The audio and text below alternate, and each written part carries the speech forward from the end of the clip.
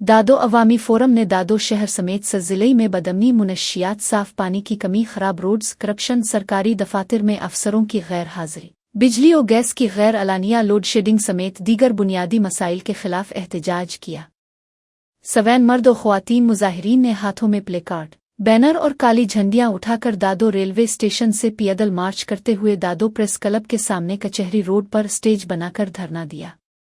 इस मौके पर चेयरमैन आशिक जंवर, वाइस चेयरमैन गुल ताल्लुका, सदर गुलाम हुसैन लंड, जमीर वर्जो, डॉक्टर जब्बार वरियामसन, नबी बख्श एल्पोव, कुर्बान कुकर, शिराज लगारी और दीगर ने खिताब करते हुए कहा कि पिछले 16 साल से दादो ज़िले की आवाम बुनियादी सहूलियात से महरूम है। अमन अमान मुकम्मल तबाह है, मुनशियात और जुआ सरेआम चल रहे हैं और शहर मुकम्मल कुंडर का मंजर दे रहा है। मुजाहिरीन ने कहा कि सरकारी अस्पताल रेफर सेंटर में तब्दील हो चुके हैं, साफ पानी के फिल्टर प्लांट्स फंक्शनल नहीं, बिजली और गैस गैर दस्तयाब है और करप्शन की वजह से आवाम शदीद परेशान है। जिला में 60 आरओ प्लांट्स बंद होने की वजह से साफ पानी मुयसर नहीं, जबकि शहर के ताजिर और ख्वातीन बदअमनी, लोड शेडिंग और मुनशियात की वजह से गैर महफूज है। मुजाहिरीन ने मुतालबा किया कि जिला में 76 अरब रुपए की तरक्याती स्कीमों में होने वाली करप्शन की फौरी तहकीकात की जाए और जिम्मेदारान के खिलाफ कार्रवाई की जाए।